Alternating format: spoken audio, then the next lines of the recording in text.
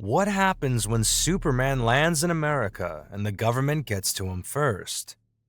Not the Kents, not a small town in Kansas where he learns truth, justice, and the American way from good, honest farmers. What if the capsule lands and with hours, military helicopters are on site? The alien baby is in government custody, and a room full of generals is deciding how to turn this child into the most powerful weapon on Earth.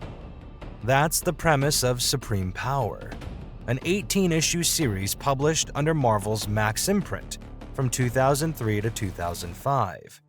Written by J. Michael Straczynski, the guy who created Babylon 5 and wrote some of the best Spider-Man comics of the 2000s. Art by Gary Frank, who would later define the look of Jeff Johns' Superman in Batman work at DC. This wasn't a superhero comic. This was a political thriller about American military power that happened to have people with capes in it. And because it was Max, Marvel's adults-only line, there were no restrictions, no comics code, no pulling punches. This is the darkest Superman story ever told, and Marvel published it, so it wasn't under the name Superman, but Supreme Power. The first issue opens with the capsule landing in a field. A couple finds it, they see the baby inside, and within pages, government agents are there, taking the child. And these two witnesses are about to become a problem that needs solving. The government doesn't kill them. That would be too obvious. Instead, they're given a choice. Raise this child under constant surveillance, follow every instruction they're given, and become the false origin story for America's new weapon. They became Mark Milton's parents, but they're employees. Everything about his childhood is scripted. The books he reads, the values he's taught, the lies he believes. Mark grows up thinking he's special but normal. He doesn't know cameras are in every room. He doesn't know his parents report everything to handlers. He doesn't know that every friend he makes, every teacher he has, every experience of his childhood has been curated by military psychologists to produce a specific result, a loyal, obedient American weapon.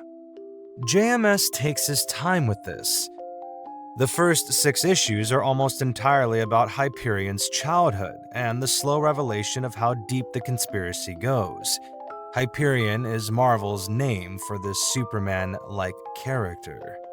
We see him discover his powers gradually: flight, strength, heat vision, and every time, government scientists are there to document, analyze, and figure out how to control him. But Hyperion isn't the only one.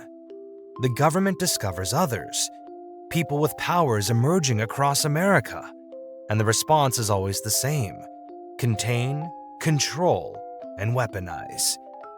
We meet Nighthawk, this universe's Batman character, except he's a black man whose parents were killed by racist violence, and his war on crime is explicitly about systemic injustice, not just punching thieves. The government can't control him, and that terrifies them. We meet Blur, the speedster, who the government manages to recruit by appealing to his ego. We meet Dr. Spectrum, an astronaut who bonds with an alien crystal and becomes their most unstable asset. We meet Amphibian, a woman transformed into something aquatic and strange, who they keep in a tank like a specimen.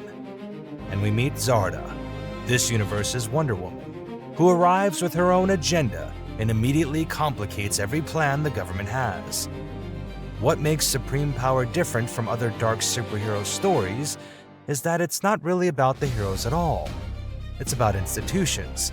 It's about what happens when a government realizes it has access to weapons that make nuclear arsenals obsolete. It's about the meetings, the memos, the bureaucratic decisions that turn people into assets. There's a scene early in the series where generals are discussing Hyperion's future. They're talking about him like he's a missile system. Deployment options, containment protocols, what happens if he goes rogue? These aren't villains twirling mustaches. They're professionals doing their jobs, and their job is to make sure America has the most powerful weapon on Earth. The horror of supreme power isn't in graphic violence, though there is plenty of that. The horror is in the banality. Nobody thinks they're doing anything wrong. They're protecting America. They're maintaining order. They're making hard choices so civilians don't have to.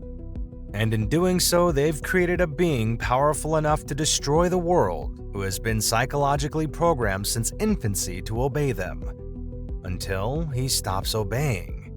The back half of the series is about Hyperion slowly discovering the truth, finding the surveillance footage of his own childhood, realizing his parents were actors, understanding that every value he holds, every belief about himself and his place in the world, was engineered by people who saw him as a weapon first and a person never. Gary Frank's art in these scenes is devastating. He draws Hyperion with this 1,000-yard stare as the revelations pile up. This isn't Superman getting angry. This is a man realizing he was never a man to the people who raised him. He was just government equipment. And here's where JMS does something really smart. Hyperion doesn't become a villain. He doesn't go on a rampage. He just stops cooperating. He just starts making his own choices. And the government, which has spent his entire life preparing for every contingency, had no idea what to do when their weapon developed free will. The series ends on a cliffhanger that was eventually continued in Supreme Power, Hyperion, and Squadron Supreme.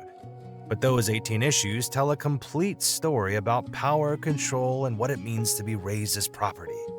What makes this relevant today is how accurately it predicted our current anxieties. Government surveillance, militarization of everything, the gap between how institutions present themselves and what they actually do. JMS wrote this in 2003, and it reads like it was written yesterday. The Max imprint let them show things you couldn't show in regular comics. Violence has consequences. People die, and it matters. The sexual content isn't gratuitous, but it's present, because these are adult characters living adult lives. When Dr. Spectrum loses control and people die, you see what that means. When Hyperion finally uses his full power, the scale of destruction is genuinely frightening. But more than the content, the Max imprint allowed for pacing that mainstream comics couldn't sustain. JMS takes entire issues for conversations, for quiet moments, for the slow accumulation of detail that makes the world feel real. This isn't decompression for its own sake. It's novelistic storytelling that treats the audience like adults. Gary Frank's art deserves special mention. This was the project that established him as one of the premier realistic superhero artists. His Hyperion looks like a real person, not a muscle-bound cartoon, but someone you might see on the street who happens to be able to bench press a building. The acting in his faces, especially in the revelation scenes, is film quality work. Supreme Power came out exactly at the wrong time. 2003 was before the superhero movie boom really took off. The Max imprint confused retailers about where to shelve it, and the Squadron Supreme name made people think it was connected to the forgettable 1985 series instead of being its own thing. So it disappeared. JMS left the series due to conflicts with Marvel. The continuation under different writers never captured the same quality, and a genuinely brilliant piece of work became a footnote. But if you're interested in superhero deconstruction, if you want to see what dark and realistic can actually look like when it's done by people who know what they're doing, this is the one. It's better than the Boys comics, which is a big statement.